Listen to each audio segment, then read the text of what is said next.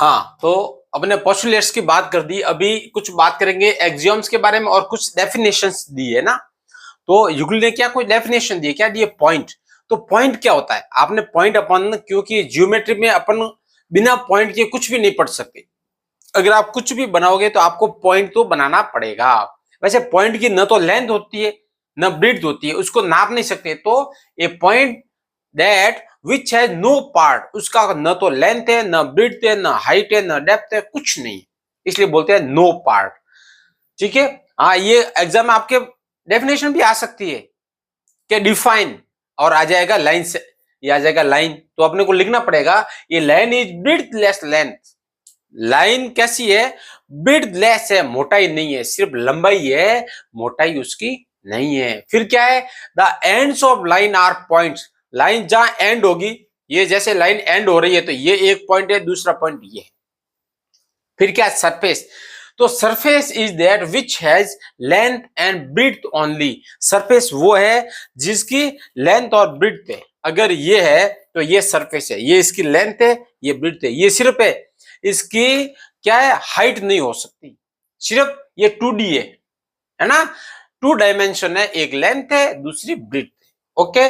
और the age of surface, और surface का जो एज है वो स्ट्रेट हो सकता है और वो कर्व भी हो सकता है।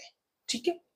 अब आते हैं अपने एक्सियोम्स पे, ये भी बहुत इंपॉर्टेंट। मैंने बताया ना, क्वेश्चन डायरेक्ट आता, पूछता है कि कोई 3 एक्सियोम्स लिखो, कोई 4 एक्सियोम्स लिखो, कोई 3 पोस्टुलेट्स लिखो, डायरेक्ट क्वेश्चन आता है। और फिल इन द ब्लैंक्स का क्वेश्चन तो बनेगा, तो इसको एज इट रट लो, एक भी वर्ड मिस नहीं करना है। और 12 लाइन है, यू कैन डू इट, आप कर सकते हो ना। हाँ, अब देखो, things which are equal to the same thing are equal to one another. अब इसने क्या बोला है, कोई थिंग्स है वो अगर आपस में बराबर है, कैसे, मैं कहूं ये ए इक्वल टू बी और ये ए इक्वल टू सी है। अब देखो, ये ए जो है वो बी के भी बराबर है और ए सी के भी बराबर है, देन जो बी होगा वो सी के बराबर होगा। ये पहला एक्सियोम ये कहता है कि अगर कोई दो चीजें हैं, अगर ये दोनों मार्कर आपस में बराबर है और ये मार्कर भी बराबर है, तो इसका कहना है कि ये दोनों मार्कर भी आपस में कैसे होंगे, बराबर होंगे। समझ में आ गई। हाँ, तो इसने बोला है सेम जो थिंग्स है, क्या है, which are equal to the same things are equal to one another. जो चीजें बराबर है वो एक दूसरे के भी बराबर होगी। अभी कहता है equals are added to equals, the whole is equal. इसने क्या बोला, अगर मैं ए है, ए में अगर मैं सी जोड़ दूं और अगर मैं बी में भी सी जोड़ दूं, ठीक है, तो ये दोनों पहले ये बराबर थे, ए इक्वल टू बी था ना, और देन अगर मैंने इसको जोड़ दिया दोनों में, तो ये भी आपस में बराबर होंगे। अगर कोई बराबर है, जैसे 10 किलो इधर है 10 किलो इधर है, अगर इसमें 5 किलो जोड़ो इसमें भी 5 किलो जोड़ो, तो ये बराबर होंगे कि नहीं होंगे।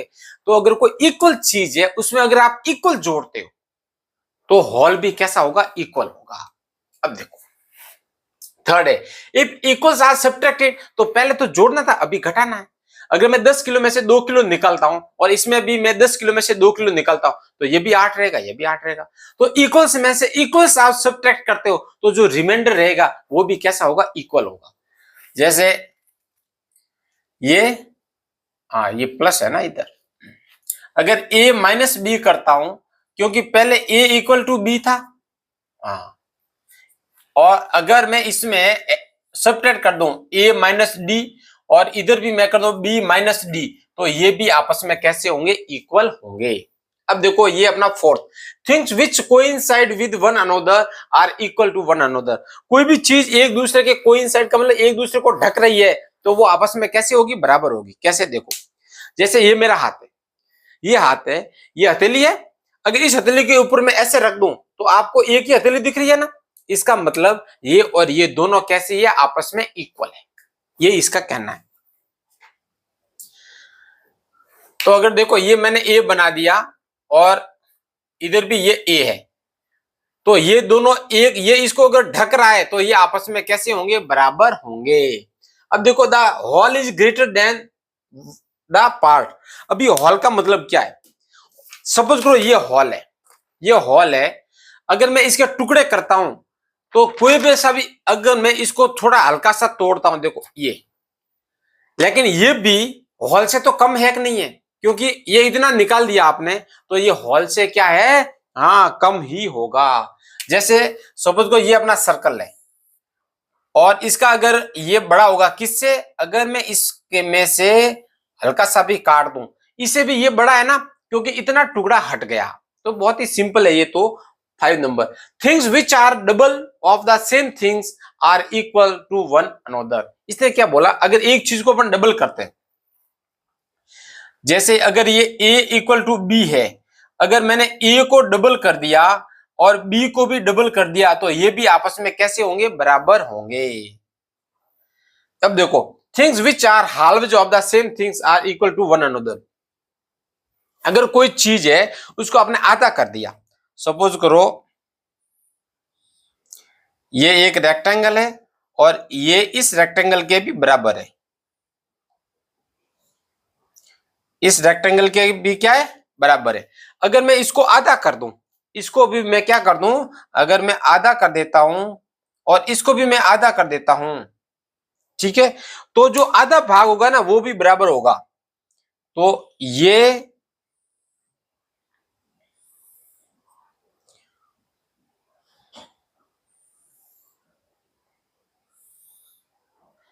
भी क्या होगा, बराबर होगा। तो ये आज अपना क्या था, यूक्लिड्स की इंट्रोडक्शन था कि यूक्लिड्स ने क्या क्या काम किया।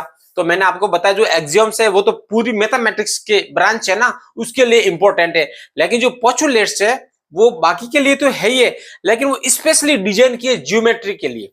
कौन, पोस्टुलेट्स ज्योमेट्री के लिए ज्यादा फोकस करता है, बाकी ये तो अपने जनरल मैथ्स की सारी ब्रांचेज है उसमें हर जगह यूज आता है। ठीक है, तो पोस्टुलेट्स और इनको आप रट लेना, रट लेना और रट लेना। ओके, इसी के साथ हाँ, आपका दिन शुभ हो। जय हिंद, जय भारत।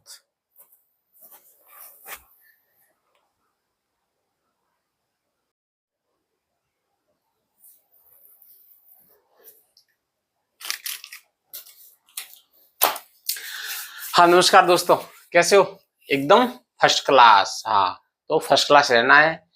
जैसे भी आपके टेस्ट हुए हैं उनको लेट गो करो और फिर नई शुरुआत करो।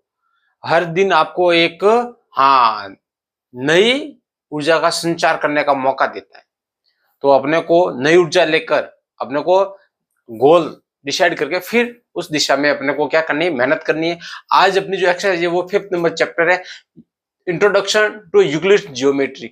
अभी एक यूक्लिड साइंटिस्ट था, यूनान का मैथमेटिशियन था, है ना।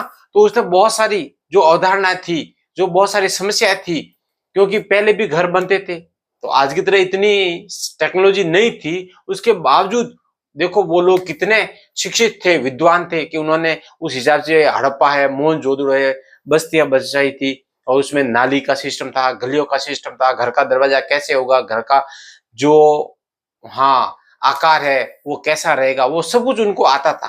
तो बहुत सारी स्टडी हो चुकी थी पहले, लेकिन बाद में अभी इन्वेंशन हुआ तो आने वाले थोड़ा क्या है, पहले अच्छा काम हुआ था लेकिन अब पॉलिश हो गई। तो वही है जियोमेट्री। तो यूक्लिड्स ने क्या है, उसने बहुत सारे फैक्ट इकट्ठे किए और उसने कुछ प्रूव किए, कुछ प्रूव नहीं हो पाए। तो उनको उसने 2 कैटेगरीज में डिवाइड किया, एक को बोला एक्सियम्स और एक को बोला पोस्टुलेट्स। तो एक्सियम से अपने 7 है और पोस्टुलेट से जो 5 है, तो इनको तो पहले रटना है। पहले इनको क्या करना है, रटना है। इसमें से क्वेश्चन कैसा आएगा मैं आपको बता देता हूं। इसमें क्वेश्चन आपका सीधा सीधा आएगा कि राइट एनी 3 पोस्टुलेट्स और एनी 3 एक्सियम्स। तो आपको 3 कोई सा भी लिखना पड़ेगा। फिर जो एक्सियम्स और जो पोस्टुलेट्स है उनकी लैंग्वेज फिक्स है, उनमें से फिल इन द ब्लैंक्स का क्वेश्चन बना देगा। यहां लिख लेगा ए टर्मिनेटेड लाइन कैन बी और प्रोड्यूस और आगे ये हटा देगा। तो इनडेफिनेटली आपको ये आना चाहिए। जैसे ये स्ट्रेट लाइन में be drawn from any one point two और आगे ये खाली छोड़ देगा, तो एनी अदर पॉइंट। तो ये कुछ इसको आपको एजिट रटनी पड़ेगी। कुछ चीजें मैं बोल रहा हूं मैथ में रटने की कोई चीज नहीं है, लेकिन एक्सियम्स और पोस्टुलेट्स आपको रटना पड़ेगा अगर 6 मार्क्स ऑब्टेन करना है। तो ये टोटल 12 लाइन ही है, ज्यादा है नहीं, 7 और 5 12 लाइन है। 12 लाइन को रट लो, आपके 6 मार्क्स आ गए। ठीक है, तो अभी पिछला जो अपना वीडियो बना था उसमें किसी वजह से वॉइस नहीं आ रही थी, कोई बात नहीं, मैं दोबारा बनाऊंगा आपके लिए। तो पहले अभी पोस्टुलेट्स पढ़ लेते हैं, फिर एक्सियोम्स पढ़ लेंगे, ठीक है। हाँ चलो, तो पोस्टुलेट्स फर्स्ट क्या है, इसमें क्या लिखा हुआ है, a straight line may be drawn from one point two other point. अगर कोई स्ट्रेट लाइन को आपको ड्रॉ करना है तो एक पॉइंट से आपको दूसरे पॉइंट तक क्या करना पड़ेगा, ड्रॉ करो। अब एक ही तरीका है, ये स्ट्रेट लाइन होगी। अगर आप ड्रॉ करोगे ना, जैसे ये पॉइंट है और ये, तो आप ऐसे थोड़ी ना करोगे, नहीं हो गया ना। हाँ, तो ये क्या होगी, सीधी ड्रॉ। एक पॉइंट ये है, दूसरा ये है, और इस पॉइंट पे आप कितनी भी बना सकते हो। तो वो एक पॉइंट पे अगर दो पॉइंट को आप मिला रहे हो तो सिर्फ एक आपको लाइन मिलेगी, वो भी स्ट्रेट लाइन मिलेगी, ठीक है। हाँ, अब देखो सेकंड क्या है, पोस्टुलेट, ये टर्मिनेटेड लाइन। टर्मिनेटेड का मतलब क्या है, ये लाइन है एक, ये लाइन है। टर्मिनेट का मतलब रुकी हुई लाइन है। ये देखो रुक गई, दो पॉइंट आ गई तो लाइन वही रुक गई बस, जिसको आप लाइन सेगमेंट बोलते हो। कैन बी प्रोड्यूस्ड इनडेफिनेटली, इसको आप अनिश्चित रूप से कितना भी बढ़ा सकते हो आगे। ये आगे ऐसे क्या है, बढ़ती जाएगी। स्ट्रेट लाइन में ये क्या है, बढ़ती जाएगी। अब थर्ड पोस्टुलेट क्या है, a circle can be drawn with any centre and any radius. क्या जो सर्कल है, मैंने बोल दिया भाई आप सर्कल बनाओ, तो कोई कितनी रेडियस लेगा, लेगा नहीं लेगा। कोई ये जो छोटी रेडियस लेगा तो छोटी रेडियस बनाएगा, कोई बड़ा लेगा बड़ा बनाएगा, कोई यहां बनाएगा, कोई इधर बनाएगा, कोई इधर बनाएगा, कहीं भी बना देगा, है ना। तो सर्कल को आप एनी ऑफ सेंटर और एनी ऑफ रेडियस, रेडियस किसको बोलते हैं, सेंटर से, ये रेडियस है, सेंटर से सर्कमफेरेंस को मिलाने वाली जो सीधी रेखा है, इसको क्या बोलते हैं, रेडियस बोलते हैं। क्या बोलते हैं, रेडियस बोलते हैं। फिर अपनी फोर्थ है, all right angles are equal to one another. जो राइट एंगल है वो एक दूसरे के इक्वल होते हैं। कहीं पे भी बनाओ, अमेरिका में बनाओ, चाइना में बनाओ, कहीं भी बनाओ, जो राइट एंगल अगर बनाया है तो वो एक दूसरे के कैसे होगा, इक्वल होगा। जैसे ये देखो, यह राइट एंगल है, ये राइट एंगल है, ये राइट एंगल है। आप इनको इसके ऊपर रखोगे ना, तो ये लाइन इस लाइन के ऊपर आएगी, ये लाइन इस लाइन के ऊपर आएगी, तो ये कैसे होते हैं, इक्वल होते हैं। अब जब बोल ही दिया 90 डिग्री का एंगल है तो इक्वल तो होना ही है ना। अभी जो लास्ट आपकी पोस्टुलेट्स है वो थोड़ी क्या है, समझने वाली है और एग्जाम में क्वेश्चन आने वाली है। इसमें एक क्या है कि द सम ऑफ को इंटीरियर एंगल। एक तो देखो इसमें टर्म्स क्या क्या ध्यान रखना, एक तो है सम, ये क्या आपका को interior angles less than 180, less than 180, then the two lines intersected. Two line है वो इंटरसेक्ट होगी एट ए पॉइंट। इसने बोला अगर टू लाइन ड्रॉ किए मैंने, ए बी एक लाइन है, दूसरी है सी और डी, इनको मैंने ड्रॉ किया, एक ये ट्रांसवर्सल लाइन है। इस ट्रांसवर्सल लाइन के को इंटीरियर कौन सा है, ये और ये को इंटीरियर है, और ये को इंटीरियर है। अगर के इन दोनों का सम 180 डिग्री से कम है, देखो ये 180 और ये 180, इन टोटल इनका तो 360 होगा, तो एक साइड का कम होगा और एक साइड का ज्यादा होगा।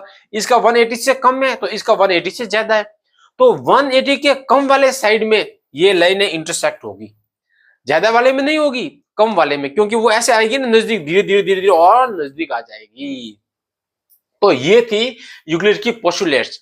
तो अभी एग्जाम्स के बारे में भी आपको बताता हूं, तो इसको आप नोट कर दो।